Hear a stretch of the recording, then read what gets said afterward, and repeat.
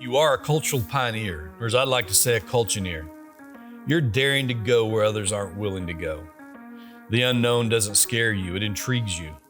You're not satisfied with the status quo. Business as usual is not in your DNA. You're done with doing the same thing and expecting a different result. You're an explorer at heart and a trendsetter by nature. You were born with purpose, called to lead, destined to make a difference. You are a Culture-Neer.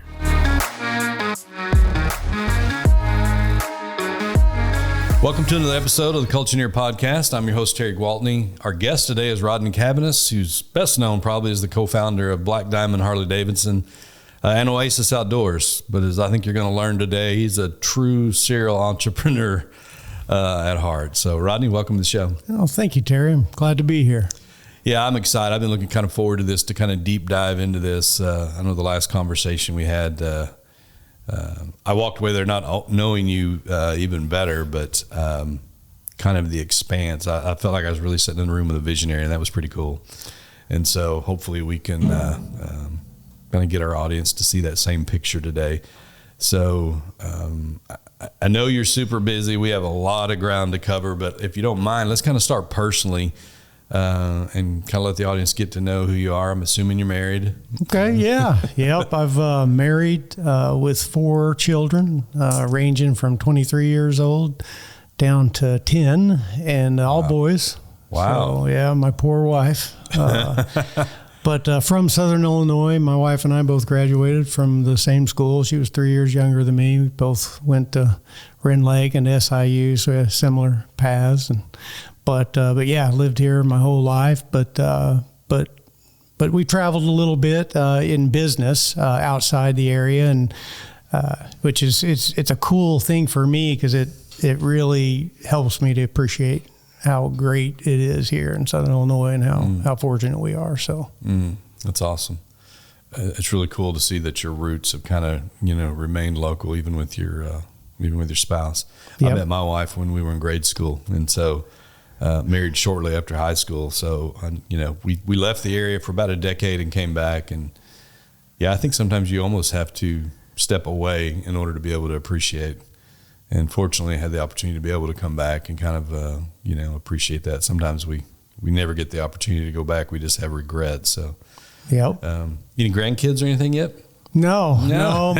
My oldest is 23 and he's, in a relationship now, so we'll sit, not married or anything. So no, we're not expecting grandkids too soon, but they are the true blessings, I think, in life. We have 6 at this point, and I think everything that you learn from being a parent,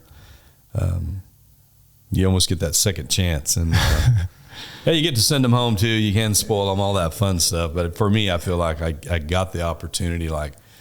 There's a couple of things that I did right, and there's some things I wish I had to redo over, and I'm redoing that with my grandkids, and just much more intentional as you start appreciating life a little bit more. So yeah, it's interesting to hear you say that because I agree with you. I think there's things that we've learned raising our children for sure. There's no doubt about it. There's not a real good manual for that. Oh yeah, I mean it's all on the job training. So for sure.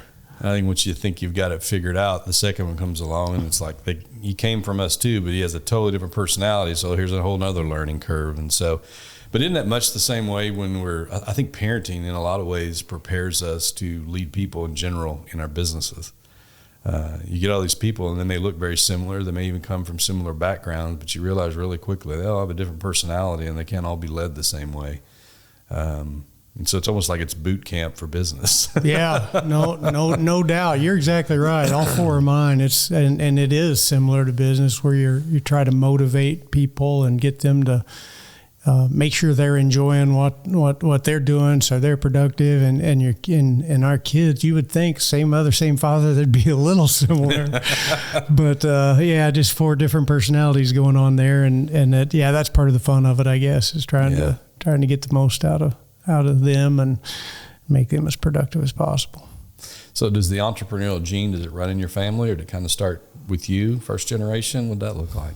You know what? I guess I couldn't say it was first generation. My dad had his own car lot. He worked, he did used cars at the end of his career, but he was a mechanic, worked for the Chevrolet dealer in West Frankfort many years ago, and ended up going out on his own. And in fact, where we lived was his lot was, or his mechanic shop was about 100 yards from the house. So he'd come in, leave every morning at 8 and come back at 5. And he didn't teach me a lot about mechanicking. I think he was a little impatient, and I watched him every time I was around, just got to see all the things that he did. And he was super fast at putting stuff together. And so through osmosis, I think I did learn a lot from my dad. But yeah, I don't. I can't take credit for being the first one to have his own business. That's for sure. Looking back, is there a magical moment like in your life, wow, that was kind of impactful for me? Is anything just pop in your mind? Yeah, it does. I just remember my dad always telling me, your word is everything, and that was the thing about him. I mean, he was a modest guy and always provided for us. Just great human being, but that was the thing that really stuck out. Just don't ever lie, cheat, or steal, and things will be okay. Really, that's probably, now that I look back and think about what's important and the things that you just can't recover from if you don't have that base. That's probably a pretty solid one. Yeah. And almost uncommon in the business world today, and very uncommon, I would say, in like my industry and his industry, almost notorious with a stereotype of that is not what you're going to get. You're going to get told what you want to hear in order to make an exchange for a transaction, and chips fall where they fall. And that's a different way of doing business. Yeah. So how do you think, obviously that made an impact on you, and so you're applying those principles when you stepped out into your first business. Has that made that more difficult in business? I know the reward is there because it's a principle, but has that made it more difficult to do business when maybe your competitors don't operate that way? Not at all. I don't think so, because I think it's easier, I think, to get excited when you do things with goals of helping people and you see that happen. Like for us, it's just I always use the word win-win, because I think that's the answer. Like, there doesn't have to be a loser in a business transaction. There's enough opportunity out there that you can figure out a way to. We in business, at some point we have to make a profit. We do have to be able to pay for our employees and the things that we keep up so we can take care of our customers. But we also, there's ways to do volume. There's ways to give customers options if they, if it's about price. Yeah. There's just so many ways to find a win. I think that, and ultimately, we call it the Black Diamond rule. The golden rule is to treat people the way you want to be treated. And I may have mentioned this to you before when we talked, but for us, we want to treat people the way they want to be treated. And you don't know what that is until you get to know them and find out what a win is for them. And so I think with that overall principle, and it's that guiding light, so to speak, for us to try to find solutions. I think, and talk about interesting and lots of different ways to skin the cat, so to speak. When you truly listen to your customers and you try to get them what they want, and at least the ones that know what they're wanting, then it can be as dynamic as the day is long. And yeah, that's good. We were just in a conversation yesterday, and I think, for people in sales, I think it's very easy to default to where we want to, whatever the product is that we're selling or the service, we want to talk about all the benefits of that and describe everything that it can do. When the reality is, it should start with the questions like, what do you need it to do? What are you looking for? What is the use? What's the longevity? In other words, to your point, you have to be a better listener than a talker, and you have to ask the right questions and be actively listening then you can kind of really focus in on the solution. So it really does become a win-win. Yeah, you are so right. I could not have said that better. You're exactly right. Yeah, I think we're just, I don't know, we're wired to want to hear ourselves talk, and for most people, they really only want to listen to what's important to them. So, yep. Can you talk to the audience just a little bit about your journey, where you came from, where you're at today? I know it's pretty exciting. It must have been an incredible ride. You know what? It has been. It's been pretty amazing, and where to start? So from Southern Illinois, and really didn't know what I wanted to do, even through high school. I remember somebody from church when I was a junior in high school, somebody from church had pulled me to the side that I did not know other than just going to church and seeing them in church. And they told me that I had been, that God had put me on their heart, and that, and they felt like I wasn't sure what I was going to do, and had some, uncertainty in my life. And I mean, that was just such an amazing moment. And I'm like, yeah, how does this guy know this? And, it was just such a wonderful moment. Just the presence of God in my life. And I've always had that. I look back now, and, there's been some challenges when I was younger that I dealt with, and now I'm just thankful for. And I think God was getting me ready for life, and so, but when that happened, that made me feel a lot better. And I ended up going to Wren Lake College, still didn't know what I was going to do. And I ended up getting a job with UPS. And it was a great job. I was working a preload, and I was paying my way through school, and thought I was going to stay with UPS for the rest of my life. And then another gift from God, I stepped away from UPS and went to work at a car dealership. And to this day, I still can't. It was a great experience, and it equipped me to be able to provide for me and my family in ways I never dreamed possible. But it just wasn't on my mind at that point in my life, because I thought I had where I was going. And then we veered off and put in my notice with UPS and went to work at a car dealership and worked there for 15 years and learned so many wonderful things, all the things we're talking about right now. And I don't think I'm that quick of a study. So I think it was through a lot of years of experience and certainly learning the hard way quite a bit, to be honest, sadly. But sometimes that's the best lessons for us. Oh, yeah. Well, and really that's what this show's about. It's about the wisdom is trying to learn from that experience that others have made. And for us, that comes from our own mistakes. And so, well, that's interesting. So was there a heritage of faith? You referenced that in your family, or was it just you that ended up in a church? Was your family there? What'd that look like? No,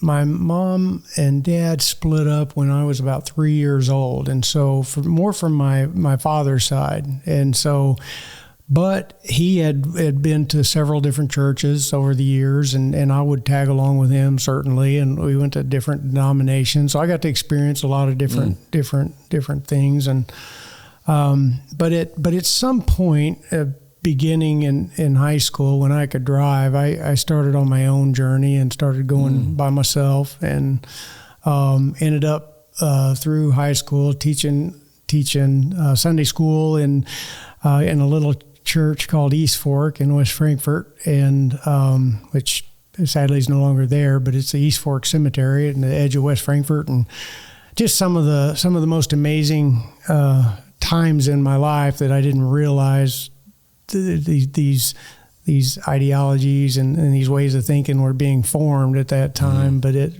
again, God knew a lot better what was going on than I did, and led me the right way. So God's just always been a part of my life. I mean, and I've always been a happy person. Like, not to bore you with all the details when I was younger, but with my parents and moving around a little bit, I had some challenging moments, stepdad and things like that.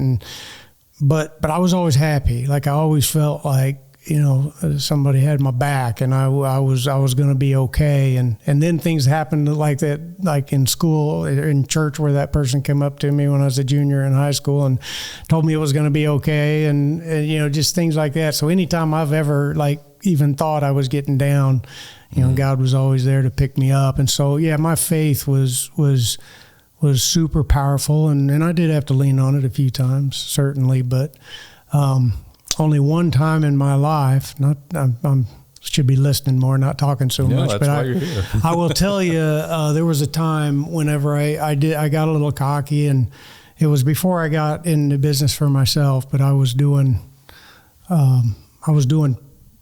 better than what I probably thought I ever would, and got a little cocky, and so I learned a lesson. I was taught a lesson, and it really, again, not to go into too much detail, but we always need God, and I needed him to kick me in the butt a little bit and explain that to me in a spiritual way, and he did.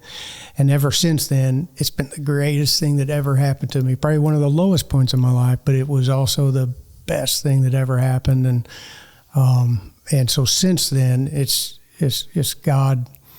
I almost feel guilty because it's every time I start to struggle and things look like they're on a downswing, it's always for a reason, and it always turns around, and there's always a silver lining. There's always a way we become better on the other side of that valley, and without fail. So now if things start becoming challenging, I almost look at it as a positive because I know what's going to be on the other side. Yeah. So faith has been a big part of my life, and that's just been an awesome part of the journey. Yeah, I get to talk to a lot of people on this show, and most of them on this show is obviously they're in business, in some form or fashion. Many of them have a very similar story to what you've just said here and described, and they feel like that everything that's happened in their life has helped shape them up to this point. And then they look at what they're doing as like, this is a part of my purpose. There's more purpose than going to work every day and seeing how much money we can make. At the end of it, there's not going to be, we're not going to be asking like, just bring me my stock portfolio. I just want to see it one more time. Can just check the balance just one more time in the checking account. I mean, you're not taking any of that stuff with us. And the things that's going to be talked about, at our funerals, are going to be the memories and the selfless acts and the impact that we've made on people. And I always think it's really cool to find those people that realize, what I do is tied to something much bigger than the purpose of just a paycheck. And I think I heard you hint at that the last time we were together. And so I'm curious, I'd like to lean into that a little bit because you obviously don't have to do as many businesses as you have. I don't know what your portfolio looks like, but you'd probably be okay, if you wanted to step away. And so there has to be something that drives people to continue on. What is that drive for you? Oh, it's just the passion for helping other people. And that is, when I had my first child, it was is 9/1 of 2001 is Bryce, who you've met, and he was, and 10 days later is when 9/11 happened. And I just remember thinking, I was always responsible for me, and my survival. Now I've got a child, and that just made it real for me. And so it put me in a position where I've got to take care of this. I've got to take care of this young man. And my wife and I, we've got to protect him from this world, which so one of the craziest things we witnessed, with the terrorism attack. And now it's just, God has blessed me so much that I really feel the things that you've mentioned that we won't care about on our deathbeds. I don't even see it as mine. I think I'm the custodian of those things right now, and why God chose me to be the custodian of those things. Maybe it is because he thought I would give back or try to help others with what I've gotten, which is the way I feel. Like my biggest fear in this world is probably to disappoint God. And so I think he would want me to help others. And so whether it's employees or our customers, it really comes from that same win-win, mentality.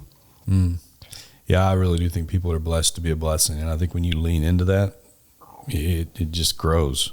Just like you said, you're a steward, and I'm probably going to give more money to a guy that's going to be a better steward because it's just a better investment. And that's pretty powerful.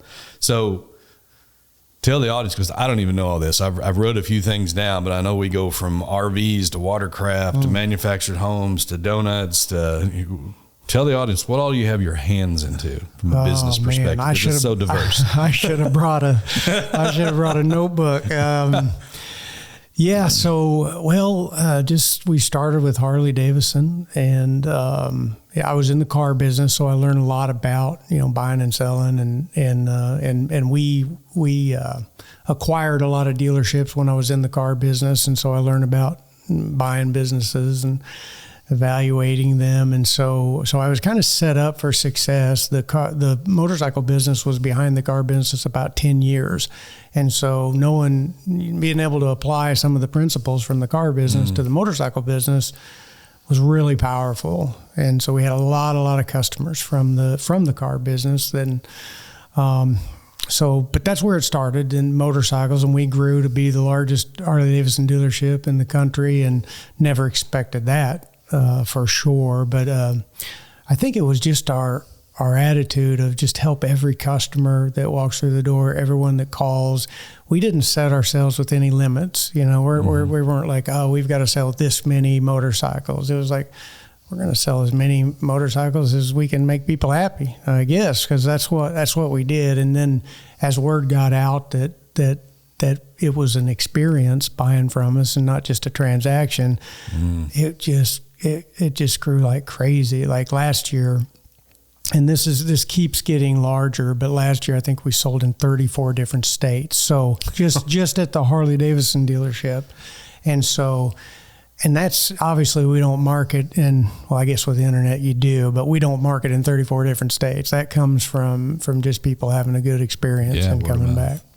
So Harley, we wanted to continue to grow. So we bought 3 more dealerships across the country, different places. And since then we have sold one of those. We have 3 Harley dealerships now. And then we felt like we weren't reaching enough of the market selling Harley-Davidson. Like we were reaching a lot of Harley-Davidson folks, but we just wanted to reach out to more just people in general. And so we got into the RV business, and since opened 2 more RV dealerships on top of the one we have in Marion. And we got into the aviation business because of we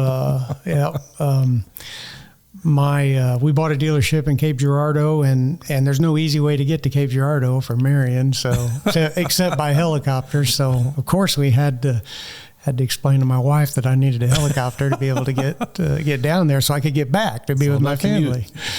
And then there was truth to both. Like I think it was, so we got into aviation and bought our first helicopter, and we moved, and I didn't have any hours built up. So to be safe, we brought a guy, and the instructor, the guy that taught me to fly, moved him and his family to Marion, and set them up there, and then the helicopter was just sitting. So we opened a flight school, and we started doing pilot training, and then we got into the bigger aircraft, started leasing them out, and so we ended up with a lot of aircraft that we lease to other businesses, and then use ourselves whenever we need to. See, I didn't even know that about that aspect of your business. So this is super interesting. Yeah.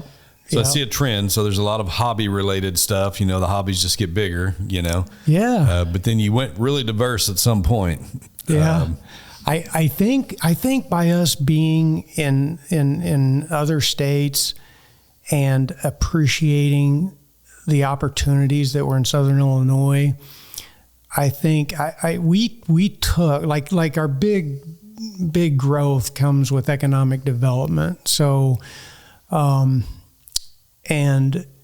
we had an opportunity at economic development in 2010 and we bought a little bit of property and tried to get some other folks to grow with us, and I really didn't think I would do economic development anymore because it's challenging. You got to have a lot of patience, and you have to you're asking people to go into business in something that you're promoting, and you want them to have your same ideals. You want them to have your same mentality because they're going to be associated with whatever or you're going to be associated with whatever they're doing, and vice versa. And so it was challenging because I couldn't get people to think the way that I thought. And not that I was right and they were wrong even. It was just compatibility is important. And so it was just too challenging for me to find that compatibility. So I went, I just kind of passed on economic development and said, we're going to do our own thing. And that's when we did our own dealerships and grew with the aviation and other things. But fast forward 10 years to maybe 5 years ago now, we were looking at expanding again in Texas and doing power sports and RV and Harley-Davidson all in one location, manufactured homes, modular homes, and those types of things. And we felt like one of our successes was having a lot of inventory in one location. So people will travel if you have a lot to look at once they get there. It was the same way in the car business. We always had a lot to choose from. And so, trump that by saying, okay, not only do you have a lot with one business, but you have 4 or 5 different business opportunities that they can look at, and the inventory on top of it once they get there. And so it was our way of combating the internet. We were trying to create an opportunity where people would want to get in their car and drive. And so we're somewhat resistant to Amazon, and I'm not bad-mouthing that type of commerce or anything, but it just wasn't what we necessarily saw. We needed people to come to our place to see our products and experience how much fun they can be. So that was the growth. That was that was our growth attempt, and we were going to do it in Texas because there's so many people in Texas. And we were in College Station, right in the middle of Dallas, Houston, and Austin, and like millions and millions of people all around us. But two things happened. One, Mayor Apsher reached out to me and had heard that we were looking at doing a development somewhere else and wouldn't have it. So he actually talked to me about some things that he was doing and some ideas he had for Marion specifically, and which evolves into Southern Illinois. And this was home for us, so it's not like we were trying to leave. We liked it here. Right. And not only did we like it here, but we had grown an appreciation for what it's like to do business here versus other states. And so all that came together, and it just, again, give God the credit, because we had developed all these skills and these talents, and we had all these assets, and there really wasn't, based on the criteria of STAR bonds and everything that we may or may not talk about today. I don't know if we have time, but we were the ones that could pull it off. And so if I wouldn't have done it, I don't have a lot of regret. Like, we all make mistakes, but I usually don't spend a lot of time feeling bad about something that I did. But this is one where I was thinking I would if I didn't. So if I didn't work on the economic development of Southern Illinois based on the assets and talents that we had, I was afraid it wouldn't have happened, because it had been attempted before, specifically with STAR bonds. A developer from outside the area came in, the legislation was passed, and it just didn't go. It just didn't happen. And there's a lot of reasons why it didn't happen, but the most important one was they weren't invested in Southern Illinois. And so So for it to work, there's a lot of things that have to happen with Star Bonds, and so we just had the ability to do it. We had the ability to check all the boxes and bring what will be the most powerful economic development tool in North America to Marion, specifically Southern Illinois. And so how do you you know what, we're going to Texas? No, that wasn't us. We were staying in Southern Illinois. And so all the stuff that you've seen recently, like taking on a baseball team and the stadium and the golf course and a mall, and I'm sure, and the mall, that was all based on knowing what was coming and seeing this opportunity for Southern Illinois that otherwise they wouldn't have, and just making sure we controlled it to a point where we could make sure it all grew. Greed gets in the way sometimes with developments, and so we knew, and everybody deserves to make a profit. There's nothing wrong with wanting to make money and selling your property and things like that, but it gets to where it gets too challenging. The economic development is very challenging. So if you've got 2 properties you need and you're having to battle one and the other, and plus all the people that you're trying to get to come from outside the area, plus the businesses you're running yourself, it's too many things. So we were able to, the acquisition of the property before Star Bonds, we were just able to eliminate some of the roadblocks to economic development success.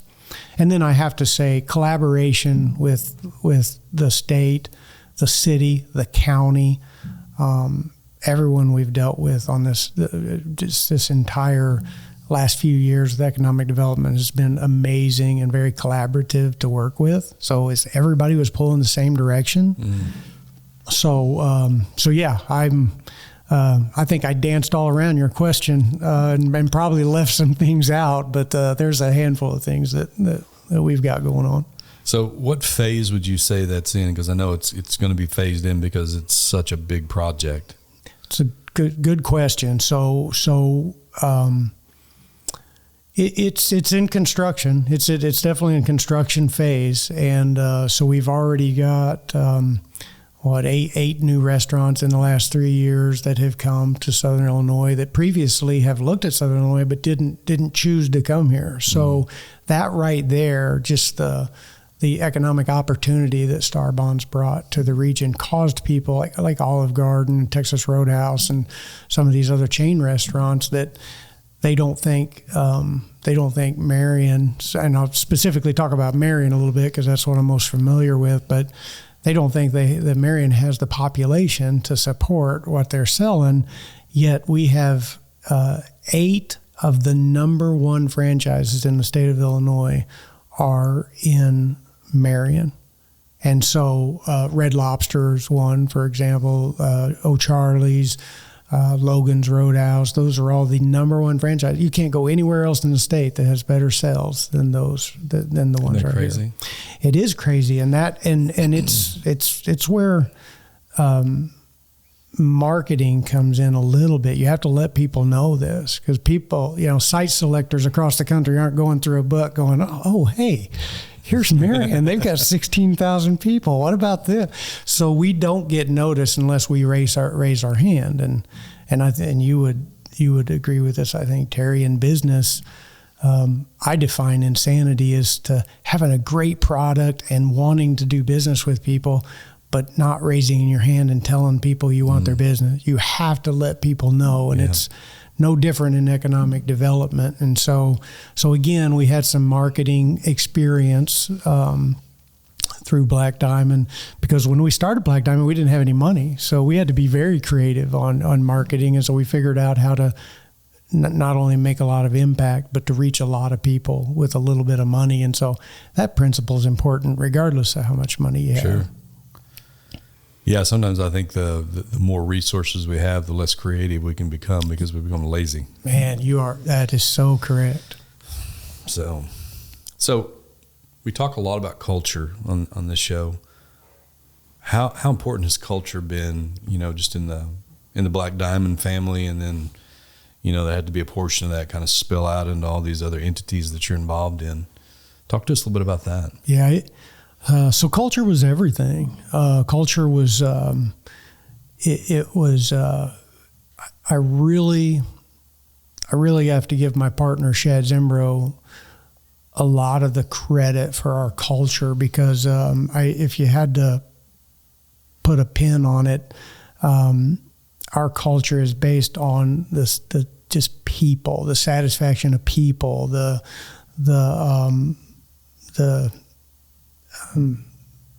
just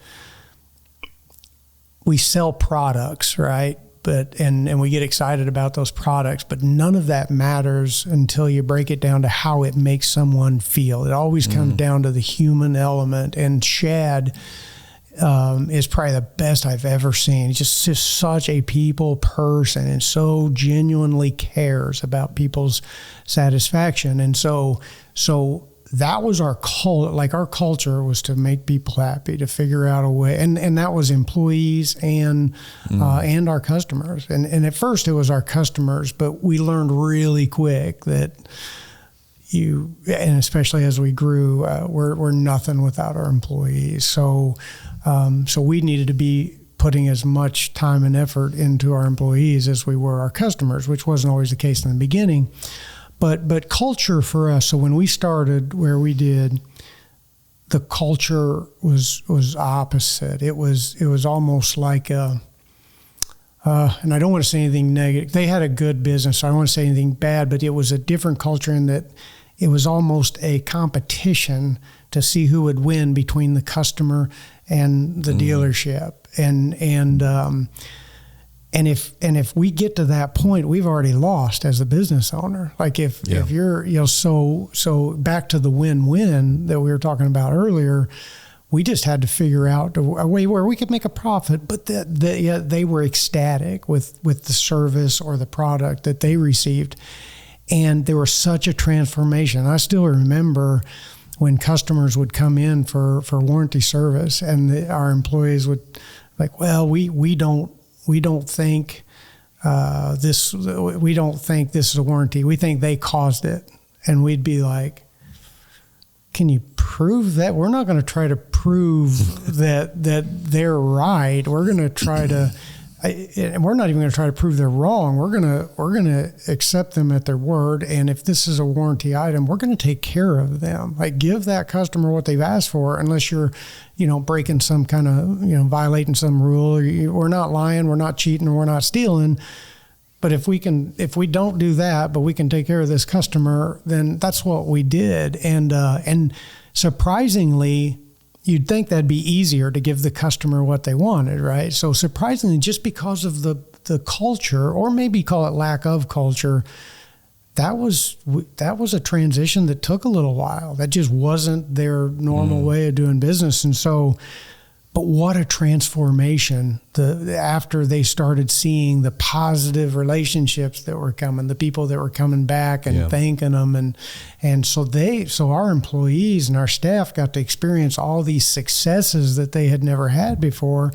And Shad and I, we never made our employees take a call that they didn't want to take. Like, so if there was someone that had a complaint, let's say, we would say, look, if you're not comfortable, you send that to us. And so we got to hear a lot about what the problems were with our culture and what we needed to change. And so which turned out to be a great blessing.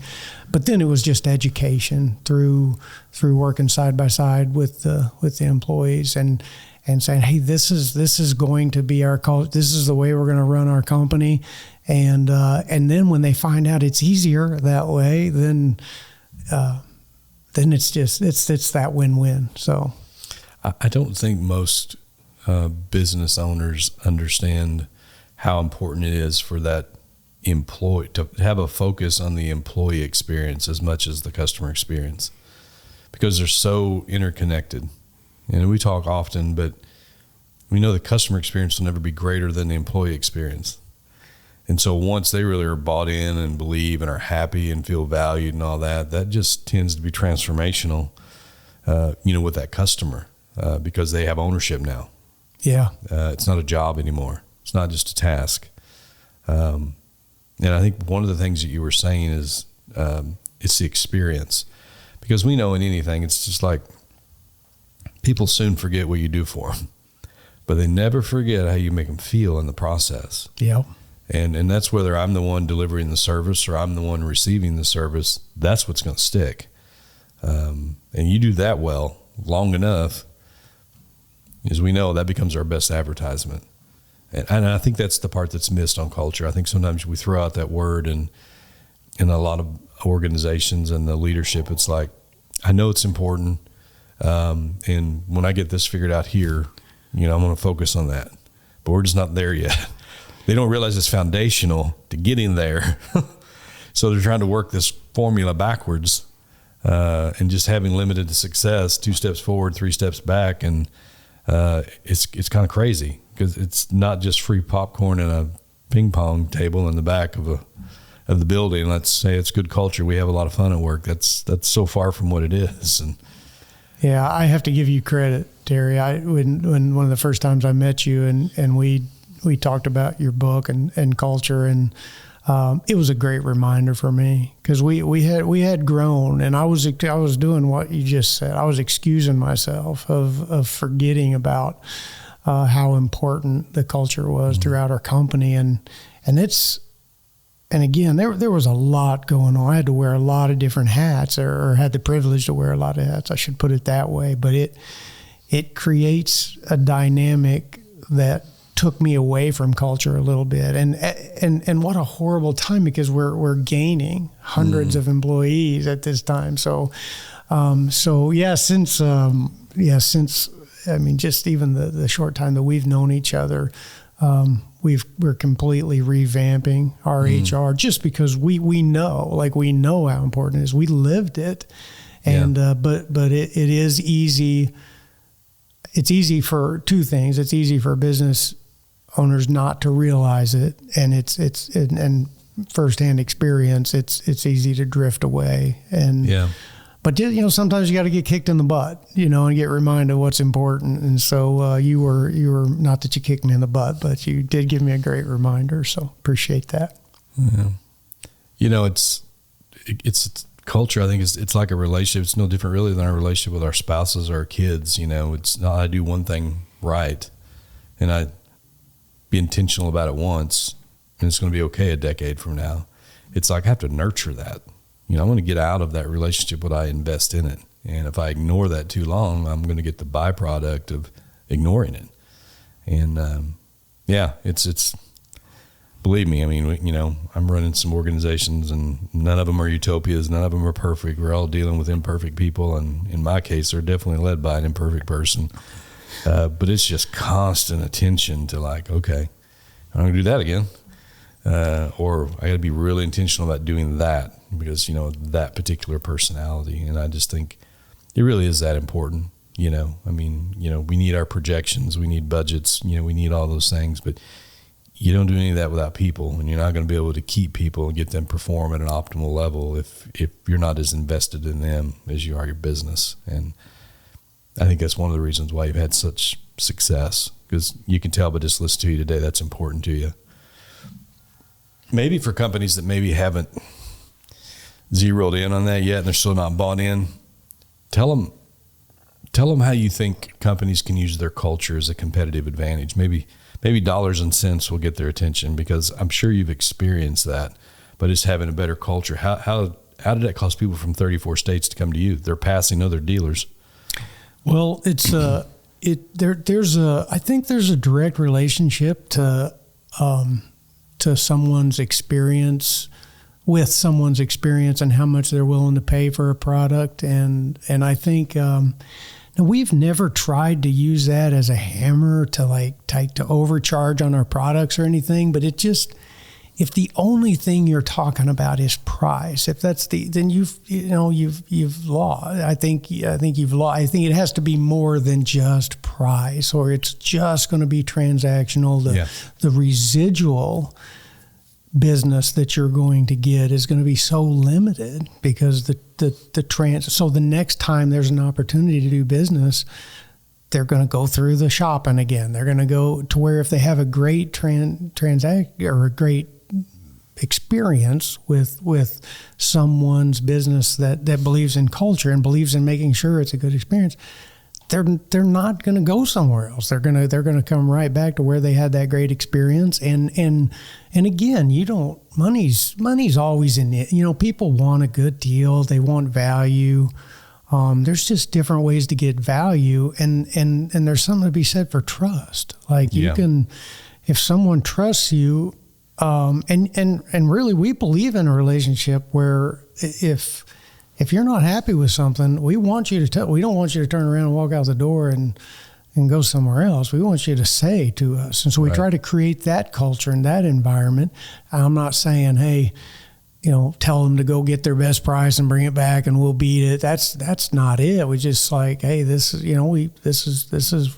what we charge and this is a fair price and that's about it. Let's get on a motorcycle and let's ride, or let's get in a helicopter and let's fly, or go on to doing what's fun. And but yeah, I think. But you know what? It's probably easier. Terry, you and I have probably both experienced the positive impact of having a great culture and great people that we work with. But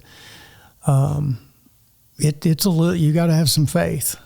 You got to believe in it, because sometimes you've said it. It doesn't happen just because. I mean, you got to commit to it, and it takes an investment. Not usually as much as money, I don't think, as it does just time and effort and certainly sincerity. Yeah. Looking back, is there a lesson that you've learned through just your work experience you believe that everyone should discover at some point in their life? Ooh. Oh, it's kind of a deep question. I think, I mentioned it earlier, I think, and again, I'll give Shad the credit, but I think just don't forget that it's about people.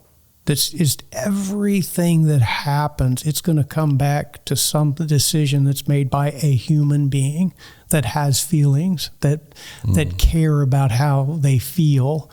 And I think it's just important to remember. I think we get tied up too much in the commodities that we sell sometimes and forget about the human factor. But that's probably the biggest lesson. That's good. Piece of advice you'd leave with the listeners today on how they could start making a more positive impact on their culture and their organization? Don't make excuses as to why you can't. Be responsible and just own it. That's good. Yep. All right, I'm going to drop the big one on you. We're going to land this plane.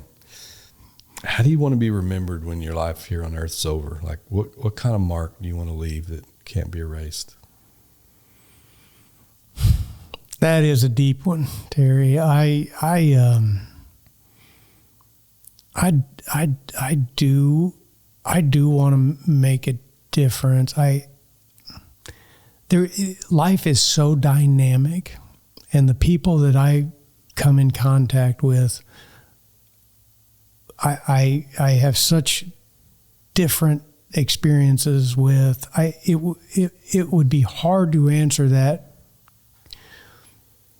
descriptively, other than just to say that I hope that people who have come in contact with me or our organizations, or even read about us or been inspired by something we've done, their life will be better, that they can use a piece of what we've spent 30, 40 years doing things the wrong way, trying to figure out to get it to the right way. And again, like you, we're not perfect either. We're on our journey of trying to figure it out.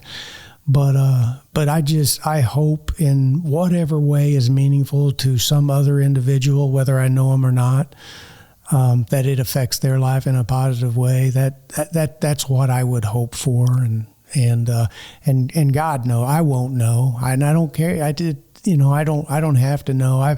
I'm way blessed beyond what I ever dreamed possible. So I'm in bonus land here. I don't need any more anything else to happen good to me, for sure. But no, if I can have a positive effect on people in whatever way is meaningful to them, I guess that would be the most important to me. Well said. Very good. I really appreciate you joining us today. I know you're busy. I feel like your story was definitely one that needed to be told, and I know we only got a fraction of it today. Maybe we can do it again sometime. I think it's inspirational for people. I also think it keeps people on point. You're still about the right things, and not losing sight of that. I wish you all the success in the world, because that just means you're going to impact more people. And we've really enjoyed it today. I appreciate being here, Terry. Thank you very much for having me. Well, guys, remember, your culture is only as healthy as the leader. We'll see you next time on the Culture-Neer Podcast. Thank you for joining us on Culture-Neer, where every episode is a step forward on your leadership journey. We hope today's conversation sparked new insights and added real value to your life, empowering you to lead with greater strength and purpose. If you enjoyed what you heard, please connect with us. Follow our Facebook and Instagram pages, subscribe to our YouTube channel for exclusive content, and give us a rating on Spotify and Apple Podcasts. Your support helps us grow our community and continue delivering conversations that matter. Thanks again for listening, and until next time, keep striving, keep leading, and keep inspiring.